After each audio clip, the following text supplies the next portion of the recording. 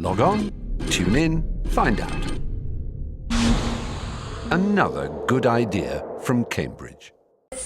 Ruben Minasian, he's from Saclay, CA Saclay.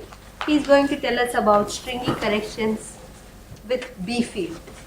All right, so thank you for having me here, and this will be a talk based on work with Jim Liu, some of it published, some of it in progress. I guess I should start from apologies to lots of people present and absent. There are no credits on the transparencies, but I'll be happy to tell about references. And the talk is very old-fashioned.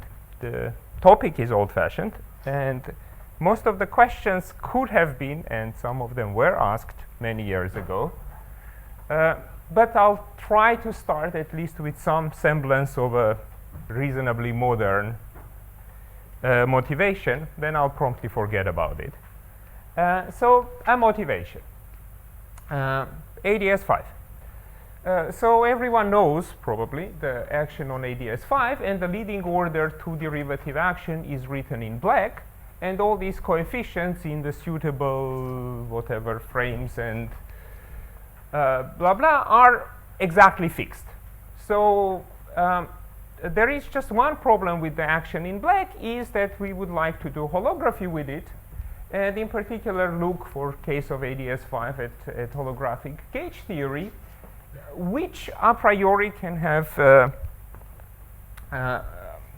conformal anomalies, and those in 4 dimensions come in two species. There are 2 types of them, given by square of Weil tensor and by Euler density. And if we do holography of this action in black, then these 2 different structures inevitably related by sort of the fact that their coefficients in front of them, C and A respectively, are exactly equal. Okay? While there is plenty of realistic, etc., gauge theories which is that this is not the case. Anyway, one would be interested in having theories with C minus A not equal to 0.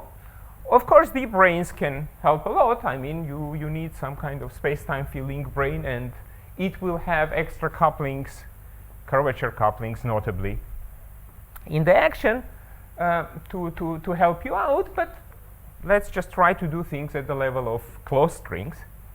And here one realizes that actually this Chern-Simons term, AFF, is part of a second supersymmetry invariant. So the first one was the leading order action itself. Second supersymmetry invariant is sort of involves higher derivative fields.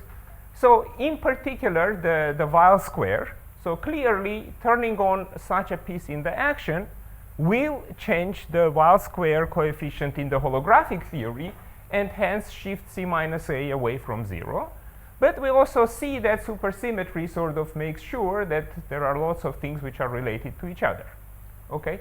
In particular, sort of this alpha appears also here. So as I said, this Chern-Simons term is part of second invariant. Okay?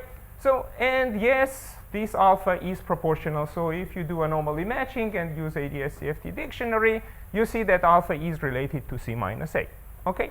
So if one wants to compute this in string theory, then one better include higher curvature terms and somehow find a way of computing this coefficient alpha. All right, now, as you see, there are many terms in front of which this alpha stands, and you could try to compute it on your favorite one. So my favorite one is this one. Okay? So what I will be doing from now on, forget the pieces in the blue, forget the dots, and just simply try to ask the question, where does this come from? Okay? Once more, I would really like to get it in closed string theory. All right. So how does one embed this in string theory? Well, I mean, it's a top form, 5-dimensional. So presumably it should come from something in 10 dimensions, which also looks like a top form. Okay? Except that we got there by compactifying on something like S5. So obviously, 5 manifolds are not very sort of friendly to integrate over and take out a volume form. Another problem is that type 2b has no apparent candidate. There is nothing in type 2b which would sort of naively right away be giving you a term of this type. Okay, but well, I mean, obviously it should be there. And what we remember at this point is that all the theories we are interested in are roughly of this type. So, okay, in our case, this is ADS5, that we are just looking at ADS5 times Sasaki-Einstein manifold, and Sasaki-Einstein manifold is a U1 fibration over some Kähler base. Okay? So the U1 fibration is the key word here. We have some isometry. So we are always looking, we are not looking at generic type 2b backgrounds, we are looking at type 2b backgrounds with isometry. Okay? And clearly, again, comparing with the covariant, let's say, 10-dimensional theory, it's also clear that now we are looking for couplings which at the compactification radius should go to 0. So they are not there in 10-dimensional type 2b, they are there in 9-dimensional. Okay? I mean, you might also say that I have a B field in the title and there is nothing in ADS about B field. You will be right. Well, except for T-duality. So we have a candidate, we have a starting point. So type 2a, differently from 2b, has a candidate sort of starting point. So there is a good top form, B2 wedge x8, where this x8, okay, is written as some combination of trace r square and trace r to the 4. It can be written also in terms of Kontragin classes. Clearly, if we compactify this, I mean, in the most naive fashion, there will be something like A1 wedge x8. But we have to do T-duality. So either way, if we want to get to the right answer, to get to the right 5-dimensional thing, it's our choice. Either we have to understand proper T-duality transformation of this guy, or we have to do some calculation in type 2b at finite radius. Why is the candidate not the r to the 4 term in type 2b? This is r to the 4 term. In type 2b, I mean. That is CP even. I'll talk about those. It doesn't. There is no top form. There is nothing which would compactify to a wedge trace r square. It doesn't have, you see, things which are wedge. So I will talk about different r to the 4 terms, and maybe it will become more clear. Okay, so here is a motivation. I would like to compute this thing, and by itself, it sort of prompts me to say, oh, look, I mean, you have to really start thinking about B field in this context, how B field sort of would modify correction like this, in particular how curvature terms will be modified, in order to write something which transforms sensibly under T-duality. Okay, so this is, okay, what I will be meaning in stringy corrections in different parts of the talk. So here is my full zoology. Either there will be the guys like sort of I-rot or their M-theory counterpart. I won't be talking at all about D-branes, but morally related terms appear already sort of also on D-brane volume couplings. There is the heterotic string, which has the Bianchi identity and the Green-Schwarz. So all of these are roughly in this class. One could ask a question. Okay, yeah, I already asked, and I already gave you one answer, sort of somewhere here. Why do we want to modify the existing corrections? All right, we'll see that one sort of pragmatic or other practical aspect of it, other than this, will be, okay, what happens to this in flux backgrounds? There are contexts where these terms become important. They allow to go around no-go theorems and things like that. So, you know, maybe we do want to understand how these sort of incorporate fluxes for more general backgrounds. We'll see that actually we will need it for some old established things like heterotic type 2 duality. All right, so let me just very briefly review some of the r to the 4 corrections in string theory. I will ignore them in heterotic strings. So they are of two types, CP odd and CP even. Once more, all the couplings in the effective Lagrangian better be CP even. So what I'm calling CP odd is a bad notation, but looking at this, you sort of understand what I'm talking about. You see, I have this piece, which is an 8 form, by itself it is CP odd, and then I have a B field, which also is CP odd. So the combination is CP even. So please don't confuse this. When I say word CP odd, I don't mean CP odd couplings in the effective action. I just mean the piece in the curvature itself is CP odd. Okay? Now, this guy arises only at one string 1 loop. It is related to 5 brane anomalies, so it is sort of unique. The CP even things, they have sort of pretty contrived kinematical structures. So there are 2 types of tensors which appear there. So r to the 4, if you just write it as a tensor, each r has 4 indices, r to the 4 has 16 indices, then you have to find some way of contracting these 16 indices with each other. So one nice way to do it is with epsilon tensors. Okay, just take 2 epsilons with 8 indices and contract sort of pairwise. So pair of indices on each r contract on one index, the second pair contract on the second epsilon. Okay? Now, what is this T8? T8 is an SO8 invariant tensor, which is sort of closely related. It shares some of the properties of the epsilon, which is it is antisymmetric. So it has 4 pairs of indices. It is antisymmetric within each pair. It is symmetric with respect to exchange of pairs. It just doesn't have the total antisymmetry. Okay? So it has a relative which is in 4 dimensions will be T4.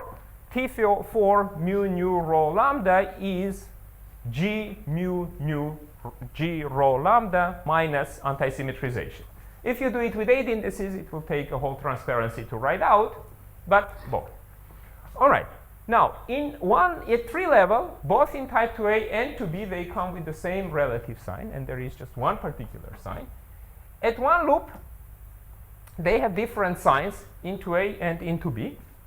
And the sign in 2b is the same as the 3 level one, which is sort of dictated by S duality. The sign in 2a is different. It took a while to figure these signs out and to fix them because the leading 4-point amplitudes vanish, and so either one had to do higher point amplitude calculations or fix them by sort of lots of song and dance. Dualities n equal 2, sort of compactify, see what it gives, and fix it by some kind of consistency and other considerations. Now, if you compare these 2 parts of transparency, you see there is a very quick and correct way of doing it, just out of supersymmetry. These guys, at this order of derivatives, this is the only thing which is up there, so they better be supersymmetric. So with one choice of sign, with relative plus, the variation of T8, T8, and epsilon, epsilon part sort of cancel each other. So with this sign, this is supersymmetric. With the opposite sign, with the minus, it requires this guy to close the algebra. Okay? So they are SUSY completions of each other. And this has been sort of checked in 10 dimensions. Of course, it has been checked only using linearized supersymmetry. This is too heavy to just completely check it. Okay? Another context in which I will be using the words like supersymmetry completion are very direct. This is n equal to special geometry. So if I take all this and put it on a Calabi-Yau and compactify to n equal to in 4 dimensions, then I see that these different pieces, in particular in 2a, sort of this guy and this guy, will be giving different structures. I mean, one is like trace R square, another is like Euler density, coupled to real and imaginary parts of the scalars in the vector multiplet. Okay, this is n equal to, this is readable in terms of superfields, it's explicitly verified. So, in other words, I can say that these guys are supersymmetry completions of each other in a sense that when they are compactified to n equal 2 at least, in those backgrounds, they are really directly related by supersymmetry. No ifs, no buts. All right. They are responsible. I mean, lots of stuff in n equal 2 theory can be sort of lifted and understood in terms of these corrections. So one fact is that everyone knows about n equal 2 is that moduli spaces are well factorized, hypers and vectors. Each one of them has sort of a preferred scalar, which is like a loop counting parameter. Okay, and in vector and hyper at classical level, they are respectively identified with the dilaton and the volume of Calabi-Yau.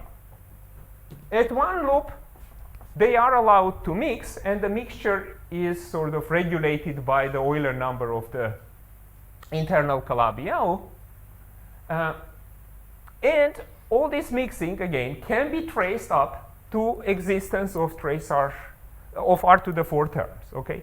They are responsible for quantum effects in the n equal 2 moduli spaces. Now, if one looks, okay, the way they've been computed is you just compute certain diagrams in Calabi-Yaus, then transcribe them to whatever happens in n equal 2, and figure this out. Direct lifting to 10 dimensions is not known. In particular, if one sort of tried to lift some of these terms, one would understand, one would see that, okay, you are requiring certain structures. So inevitably, because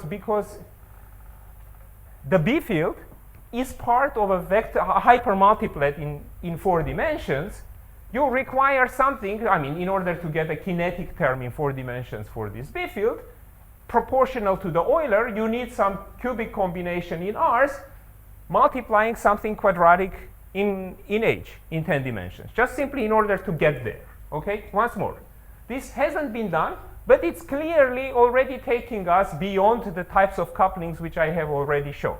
So far, what I have shown is at most linear in the B field.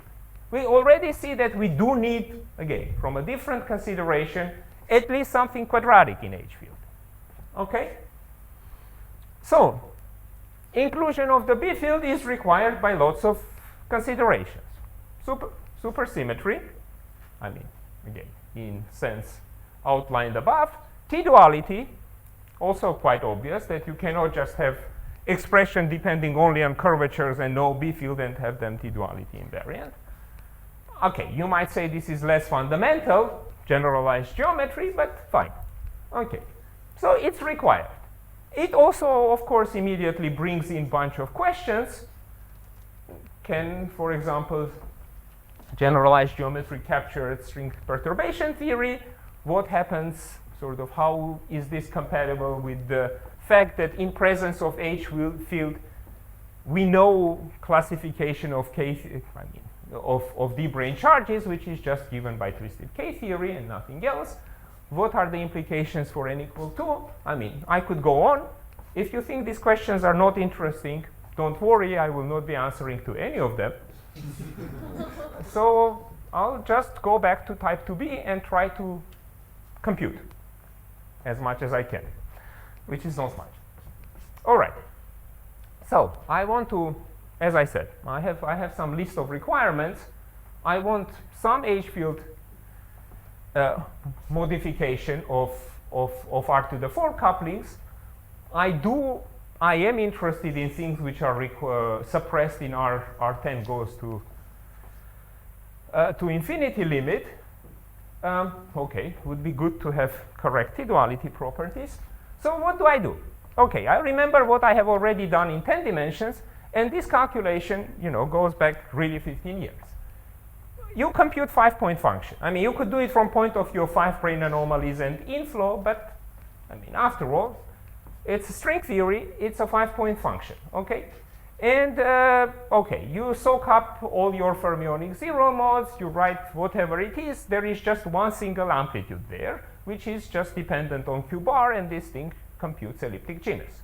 Okay, so what we had done in 95 was just look by hand. Just simply, because this was done by duality chasing, 1B field 4 gravitons. Okay, this is a 5-point amplitude. For that, we computed B wedge X8, as it's shown.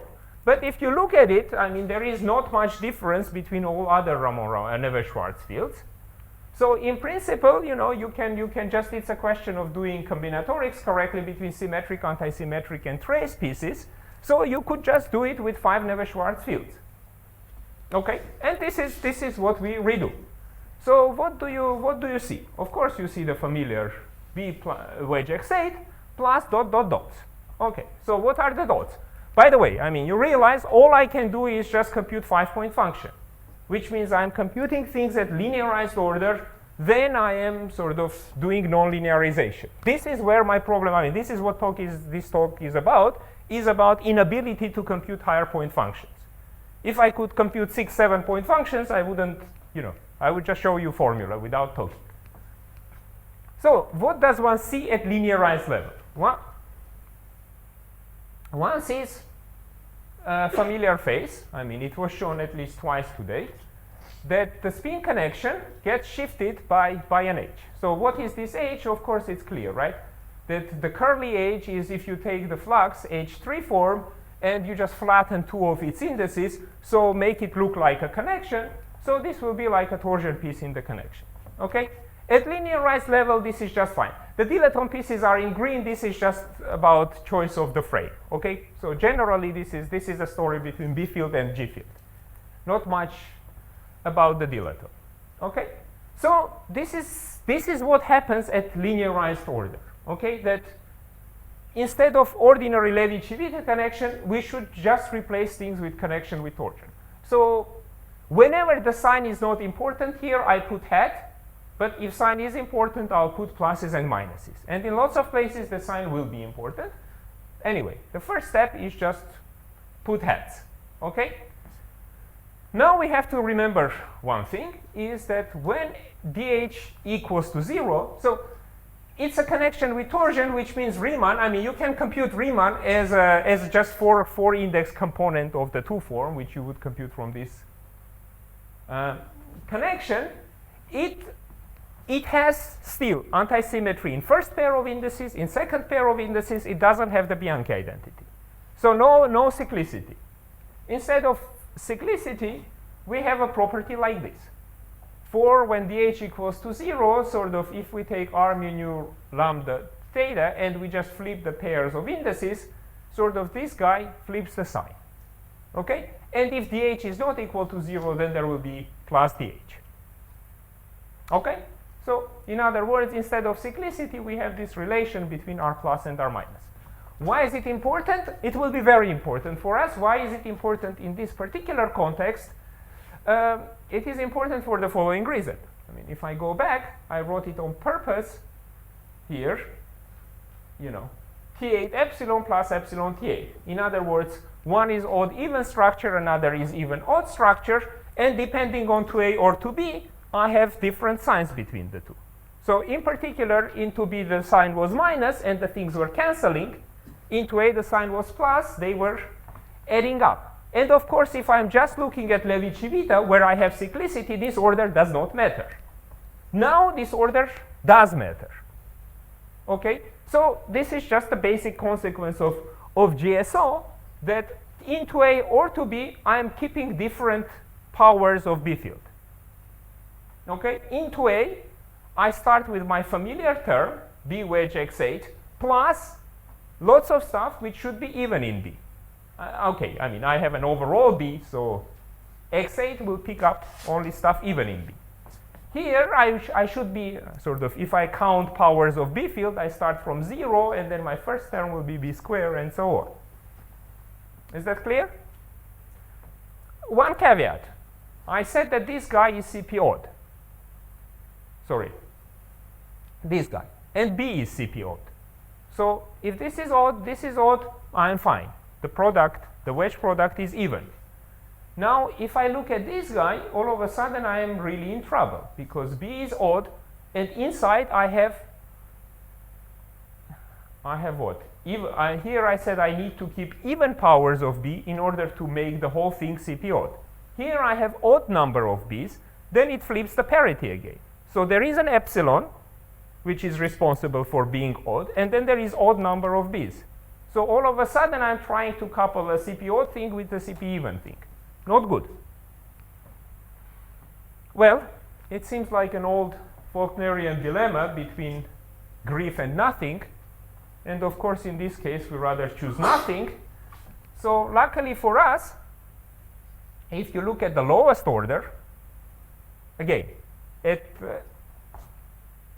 leading order, all I have done actually is computed rho 0 in a very fancy way. So if you expand this guy and look at the lowest point function, which is 5-point function, So the relevant term will be like h squared r cubed, different from this one because this one was CP even, so I'm writing sort of a CP odd counterpart of it. Okay, and I can show that it vanishes on shell. So this is, to lowest order, this is a fancy way of writing 0. Next, unfortunately, to really check it, my next order is 7 points. And no, nobody can do it. So instead, I should be sort of waving hands and trying by other sorts of consistency to convince that this is 0. I don't want to spend time convincing you that I don't want to have couplings which are sick anyway. So I think most of you will believe me that this is just simply not there. Okay, so instead I will sort of try to convince you that this guy really does the job by this simple replacement. Okay, that this is all there is. All right, but before I promised you to do some calculations, so I'll do the calculation. All right, so let's go back to our isometry. Now I'm going to talk about T-duality. And okay, so in other words, how am I going to convince you in doing this? Essentially, I will have two arguments. One will be called T-duality, another will be called heterotic type 2 duality. Okay, I'll use those two to say that sort of this structure is the only structure there is. Okay, so let's do T-duality. So let's have some circle, let's have an isometry. We are still doing 10-dimensional flat space calculation, so it's just a question of periodicity. So it's still a doable calculation. Again, the only difference is that x99 is different than x mu mu sort of components, and they have in particular different limits, right? In r goes to infinity limit, sort of only momenta contribute, and r goes to 0 limit, only windings contribute. So if we take this into account and we correspondingly look at the signs in the right and left moving sectors, we see that we get two different limits, which are actually correct limits. I mean, this is the familiar type 2 limit. In r goes to infinity, we just get our 2 form back, and this is b wedge x8. In type 2b, in r goes to 0 limit, we get 1 form wedge x8, which is, again, by T-duality, it's the right limit. So we would like to do a little more than that and actually look at finite radius. And what the finite radius does here, essentially it's like changing the contour of the integration. It introduces a cutoff in your integral in the fundamental domain.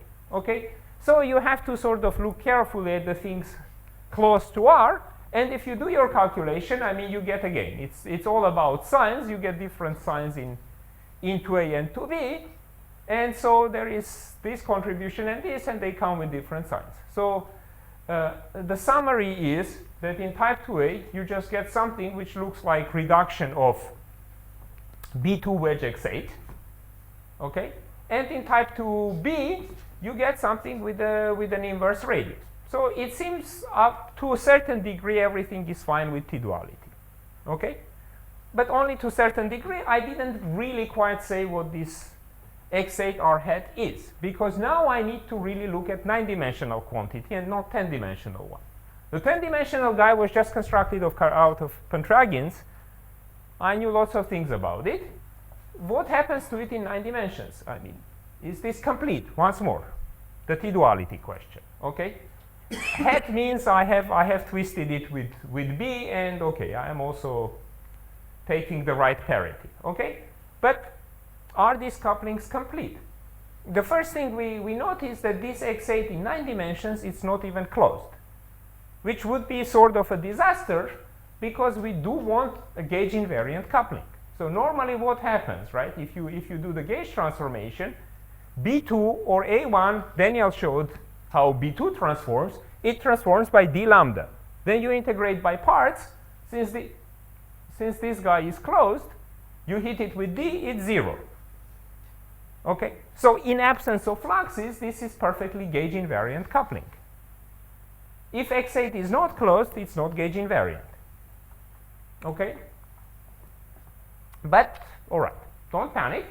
So let's look a little more carefully at our object again in a background, which we have a U1 isometry. So let me just look at my 10-dimensional manifold, and think of it as a generic U1 fibration. Moreover, I would also like my H field to respect isometries, so everything inside is annihilated by Lie derivative with respect to the isometry generator. Okay, I can introduce a Wehrbein, and okay, the field strength of it, I'll call T. Okay. Now notice that X8 has a horizontal vertical decomposition, right? I mean, I have an 8 form which a priori is written over 10-dimensional space. Now it will have some directions along the U1 or not. So I can write just generically, quite generically, I can write this decomposition. What is not generic, but is ensured by the fact that it is an isometry, is that I have written here pullbacks. So this form X8 and this form X7 are defined on the base. They are coordinates on the base only. Okay, and that's just, again, just a consequence of the isometry. So now let's look at what happens to the closure of X8, right? I mean, I knew X8 was closed. It was built out of characteristic polynomials. Now let's take this decomposition and hit it with D. And it's easy to see that the X8 tilde cannot be closed anymore, not generally. Because once D hits this E, that's why I have a pullback here, I will get a form which is a 9 form, which is purely perfectly horizontal. So it will be just like the X8. Okay? So this closure of this breaks into two different conditions. Closure of X7 component, and then this equation. All right? Is this clear? If not, I may stop here. So simple as that. Now it takes a little more working, but you can show that if you marry the descent with isometries and everything, that actually this X7 is a little more than just being closed, that it actually is exact. And I will show you shortly very explicit expressions. Okay? So that this X7 I can write, well, it's clear that locally, since it's closed, I could always write it as D of some X6, but X6 is actually a good global form. I will show you. Okay? So if I can write X7 like that, then this condition I can just write as an overall D acting on some object. So you see I have constructed a new closed 8 form, which now genuinely lives in 9 dimensions, not in 10. Okay? And this new closed 8 form is the one which should couple to the B field. Now okay, I am doing similar decomposition with the B field. Notice no more pullbacks here, because it doesn't generically apply to B, that B is not annihilated by Lie derivative. It's only H which is. Okay? That B1 wedge X8 sort of should have such a form once more. Otherwise, it won't be gauge invariant. Of course, I have sort of added and subtracted this term, and the subtraction simply means that, okay, when I write this little H3, it has a modified Bianchi identity.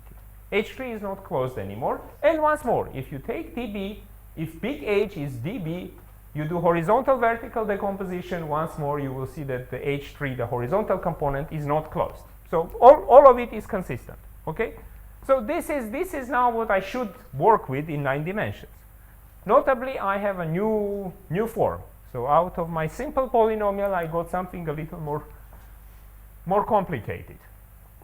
Now, what do I gain? I realize that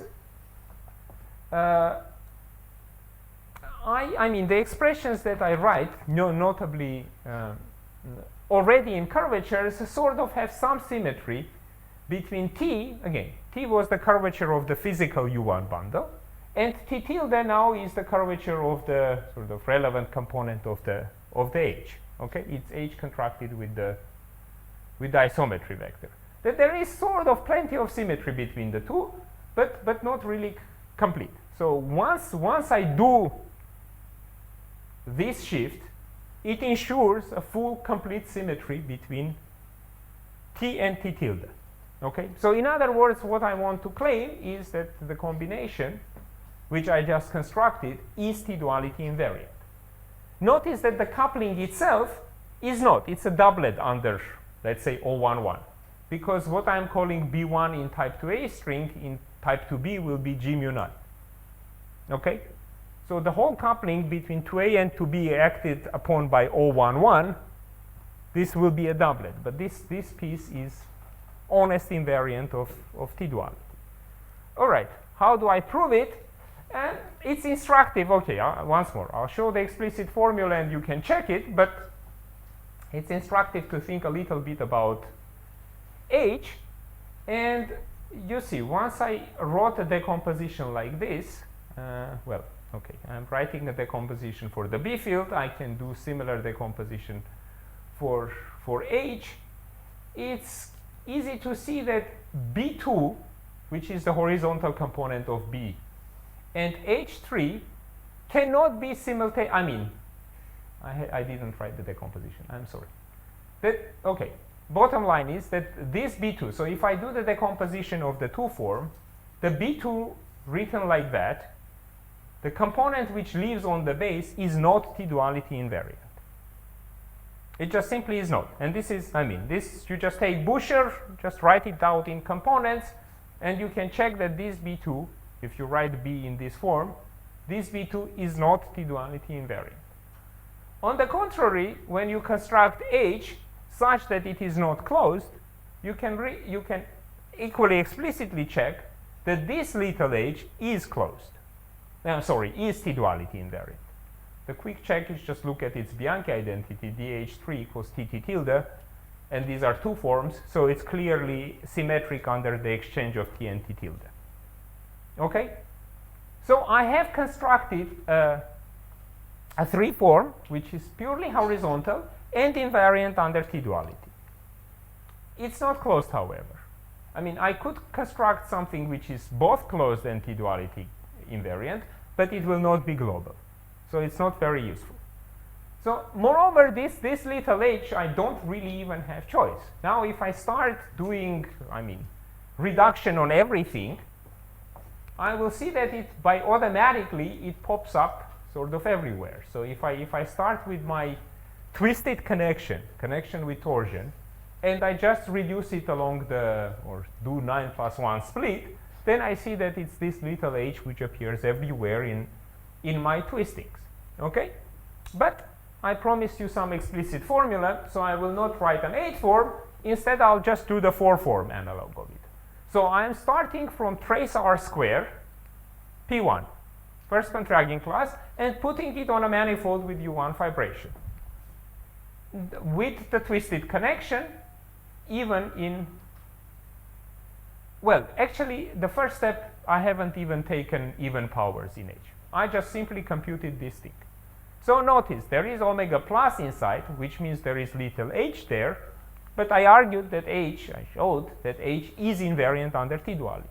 So everything inside here is invariant under T-duality. T plus is just sum of T and T tilde.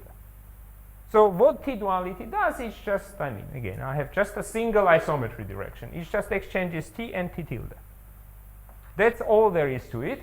And this expression is an explicit T-duality invariant. Again, if I want to plug it into effective action, I need to keep only even powers in H3, which means I have to do something about these guys. But other than that, T-duality is already solved without this averaging. All right, at this point I may pause and sort of ask question where could I cook up stuff which is T-duality invariant? After all, it's not so easy to get. So there is one helpful construction when talking about T-duality, which is called correspondence space. So let me quickly tell you about correspondence space. What is it? So I start with a manifold X, which is a U1 fibration over M. Okay, and pi is the projection, just the standard stuff. Now, what am I doing? I have an H field which is annihilated by isometries. So I have dH equals 0, and then I have also Lie derivative B of H equals 0. This immediately tells me that contraction of H with the 2 form is 0. So I have a closed 2 form, and if V is properly normalized, it will have integer periods. This is a definition of curvature of a U1 bundle. So just out of my basic setup, I already have a dual U1 bundle. And in case if it's just a single U1, these two clearly are independent of each other. If you have multiple U1s, then you might have some abstractions, but here T-duality is never abstracted. So just on manifold M, I can construct a dual bundle, and I will call this X tilde. Correspondence space is just a pointwise product of X and X tilde. So it's a double U1 bundle over manifold M. Okay, and then T-duality is just exchange between two different projections. In one case, I call one of the U1s physical and the other coming from B field, and vice versa. Okay, and in this exchange, I am exchanging the first C1 of the manifold with the push forward of the H along the fibers.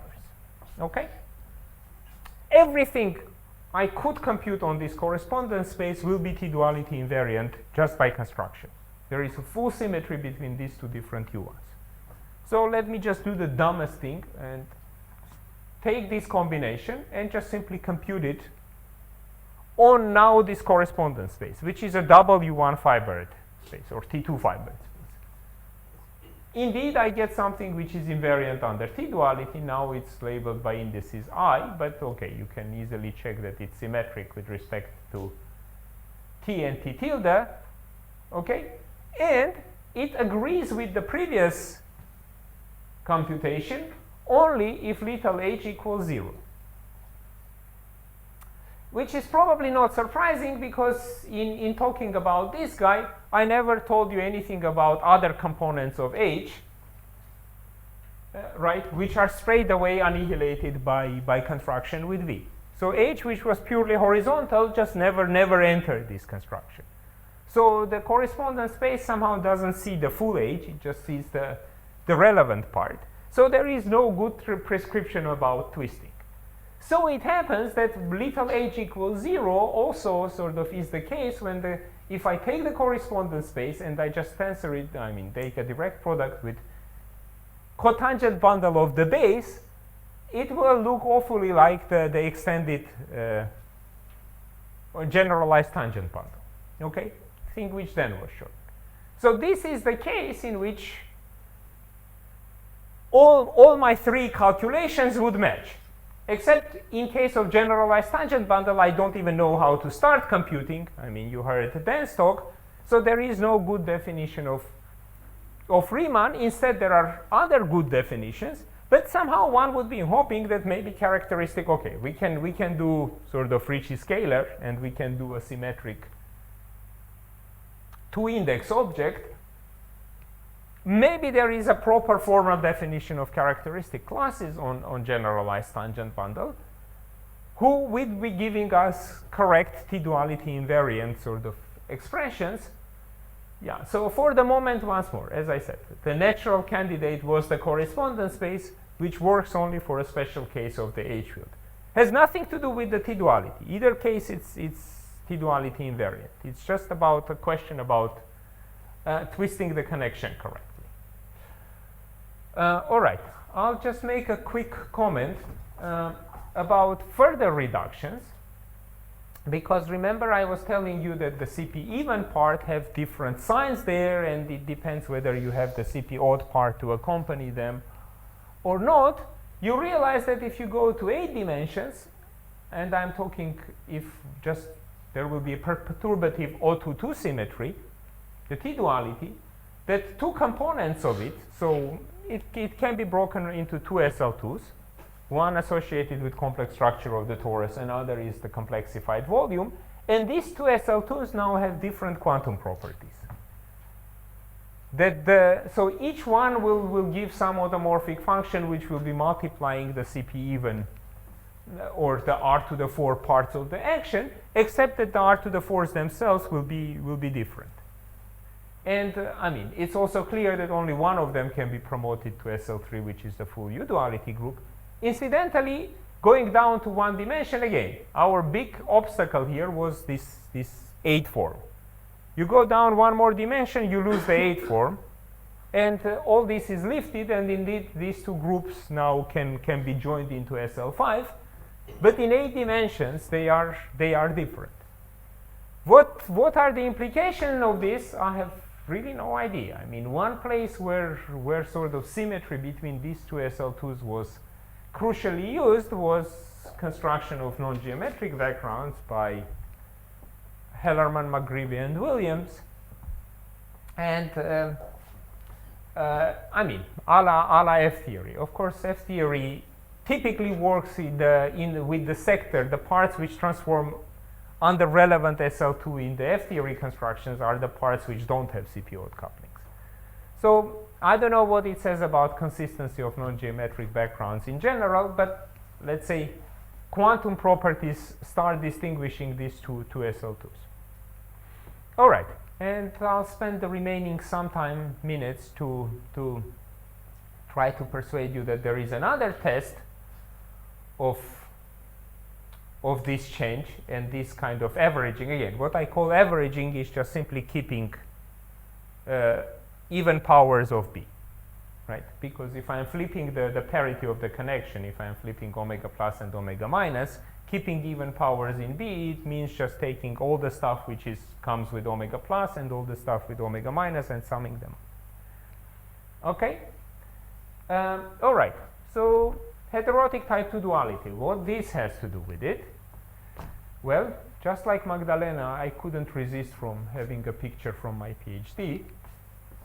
I guess the difference is that hers was a couple years old and mine goes to year 2 BC. It wasn't from my PhD either. I stole it from someone else. Ah, okay, so I'm a better person than Magdalena. But the picture is old. And there is this duality between n equal 4, between heterotic string compactified on a torus and type 2 compactified on K3. And actually, I mean, the couplings like B wedge X8 were originally sort of looked for out of duality chasing. Because the logic is simple, we know there is heterotic Bianchi identity. So this means by duality, in type 2a, there should be a term in the effective action which has the similar looking equation of motion. So there must be some coupling in 6 dimensions which will match. And indeed, you go, you look for it, you find it, you are happy, except that, okay, I mean, clearly the R's here are straight R's computed out of Levi-Civita. Here are the duality rules. The dilaton, I mean, it's a strong weak coupling duality, so the dilaton flips a sign, there is a conformal scaling in the metric. Most importantly, H sort of gets dualized. So how can this be served to test the couplings that I'm talking about? Well, let's go look at heterotic strings. Xenia mentioned some of this today. So there, people... Quick thing, I'm confused. That metric you had, that was the metric in... Which metric? There you got... Heterotic 2A. 2A. Is that in the reduced theory? I mean, This is 6-dimensional. I see. This is 6-dimensional duality. All right. So Xenia already mentioned this. This is checked by supersymmetry. So people just took the, okay, this is also 6 dimensions. It's a little easier. We are talking about R squared stuff. Okay. But supersymmetric completion has been worked out. So here is a supersymmetric action. It has this CP even R squared term. By the way, notice that I have written omega plus, but there is one thing about CP even terms, you just check it. By virtue of this cyclicity property which I mentioned, this is always even in B fields. Whatever you do, the odd parts just drop out.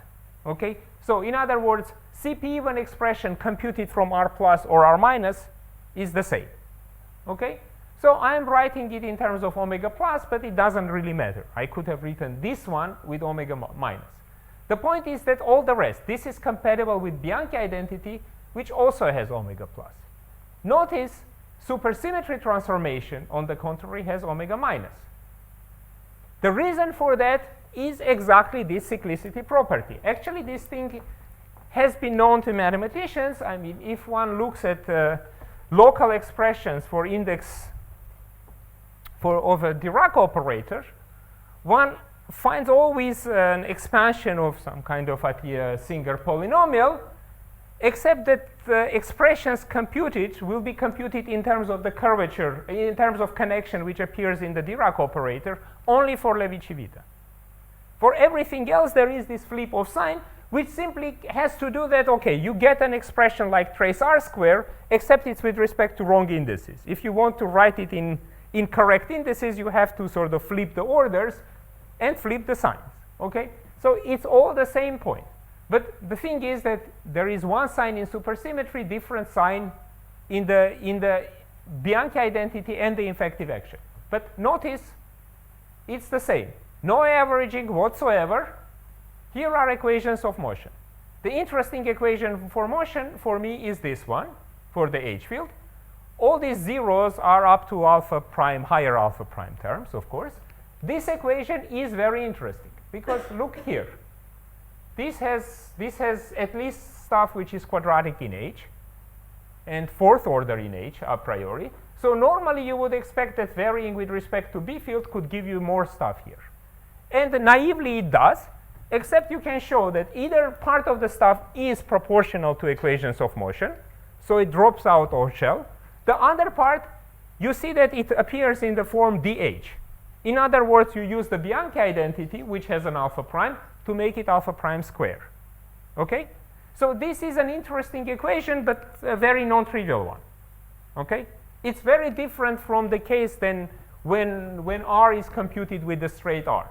You see, if there were no omega pluses, were just simple omegas, this will be a trivial equation.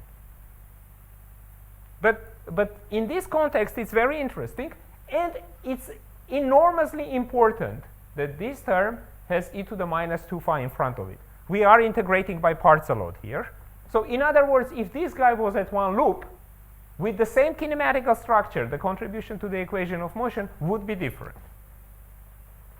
Okay? Now, this is not all. So this is the part we know about heterotic string, 6 dimensions, no averaging. So I have to convince you now that somehow when I do duality, all of a sudden not only CP odd part appears, but I should also start picking some special powers in H and stuff like that. All right. My first hit comes from very old result by Romans, who looked at 6-dimensional supergravities. Of course, no higher curvature terms at all. Okay, he just didn't care. It's just leading order, ordinary supergravity in 6 dimensions, except he pointed out they come in 2 varieties. He called them 4,4 and 4,4 tilde or something. In modern language, 4 gets replaced by 1. So this is 16 supercharges. So either way, it's 1,1. I will label them by heterotic and 2A. What are the distinctions between these two? The heterotic theory has non-trivial Bianchi identity and a single Dirac operator. I mean, there are more supercharges, so there are more spinors in the theory. They are all acted upon by the same Dirac operator, which contains this omega minus. If I look at the dual, so this 1,1 with subscript 2A will have a trivial Bianchi identity, will have interesting Green-Schwarz coupling, and just like in Daniel-Stokes, it will have 2 different Dirac operators appearing, acting on 2 different spinors. Okay? So each Dirac operator gives sort of its own index with its own flip of sign, but roughly because they are 2, morally speaking, we are sort of averaging. I mean, you take the argument also back to the wall sheet, the heterotic string doesn't have odd, even odd structures. You are not summing over those. Okay? So there is less reason to sort of average things in that sense on one side than on the other. Okay? Now, we go and look at the couplings in question, which was this one. So what we want to do is just dualize this guy. And here we realize that, okay, averaging is this, which means picking even powers in H. The other guy I will call anti-averaging, and I will underline it. These 2 objects behave very, very differently under T-duality. Notice that here I have even numbers of B, which means the duality which involves a Hodge star will bring even number of epsilons. So the sum of number of B fields and epsilons doesn't change in this term. Here I have odd number of B's, so the parity of this guy will change. So this piece sort of goes to another CP odd piece, while this guy has to go to something CP even. Okay, very good. Now, this is a hard calculation, but you can show that up to equations of motion, up to order alpha prime squared, so lowest order in alpha prime, you can show that that the averaged piece in XOR goes to just averaged piece into A. Okay? And this guy goes to a big mass. However, this big mass can be written as a derivative could be pulled out. So altogether, you end up with an equation like this. So your only question is there an action whose variation is given by this? And is this the action that you believe it should be? Once more, I pointed out that, so notice that in this action, in type 2A, we only had T4 structure. We didn't have epsilon structure. Epsilon structure does appear, and the variation of T4 is different than for the 3-level term because of the dilaton. Okay, so this is a calculation. I am a little bit hesitant to be too triumphalistic about it. There are right structures, but we are in the process of checking it, that not only you get this, so such an equation we definitely get. The question is again, what action really gives this equation by varying with respect to B field? But it looks like the CP even parts are exactly the ones which give you this T star T. Okay? Your next thing is, of course, when we go back to the leading order duality, you see, we hit this guy with D, it's fine. It's either heterotic Bianchi or type 2 equation of motion. We take the star of this, so the star moves here, and then type 2A is closed, and heterotic equation of motion still had 0. Right? So the closure of H was also consistent with this equation. Here, in order to have consistent, you would have liked dt to be 0, which is not the case. But instead, you simply say, oh, look, the only way of sort of vindicating this situation is to introduce alpha prime dependent corrections to the duality rules. So the T I already talked about, it is alpha prime dependent, and it does modify the star. The H goes to star H condition, but you also introduce alpha prime dependent corrections in relations between 2A and 2B heterotic and 2A metrics in such a way that star, you see, in order to check equation of motion here, you need to take heterotic star, while this is type 2A star. So there will be sort of new correction coming from star H here, such that the total combination is closed. And since you are working in a lowest order in alpha prime, this is just algebraic. This has to work. Okay? The bottom line is, it seems like here is the result that twisting the connection and averaging is all you need to do in order to be consistent with heterotic type 2 duality.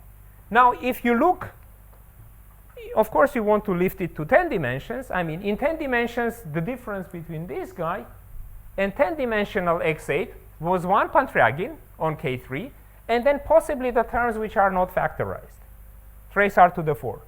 But simply by symmetry arguments, you see there is no reason that this piece will get twisted and the rest doesn't.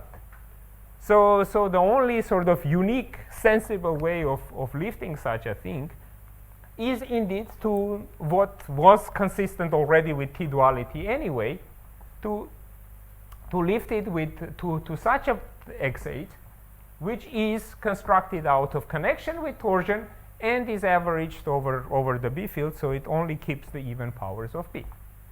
All right. So essentially, I am done. Here is the list of questions in maybe different order, which I already had shown once.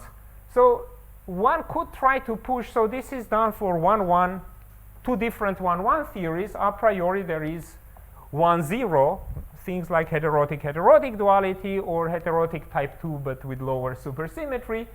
So there, the story will be a little more complicated because you have both non-trivial Bianchi identities and equations of motion, it's interesting to see what happens in n equal to 4-dimensional theories, because differently from higher dimensional stuff, B field and metric now becomes decoupled, and B is a part of a different multiplet than the B, than the metric, and supersymmetry becomes more flexible.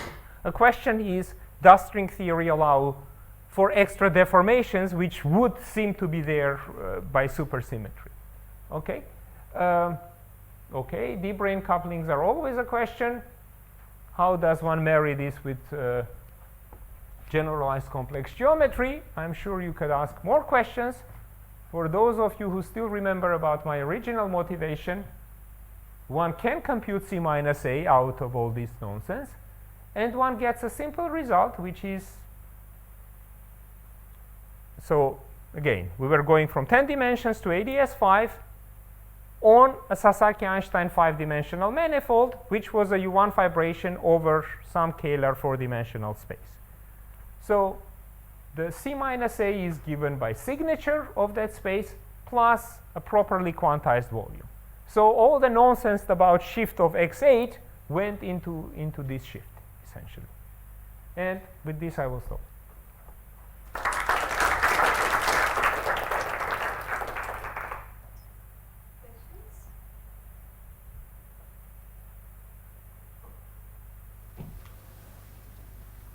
There's no questions. Let's thank the speaker again.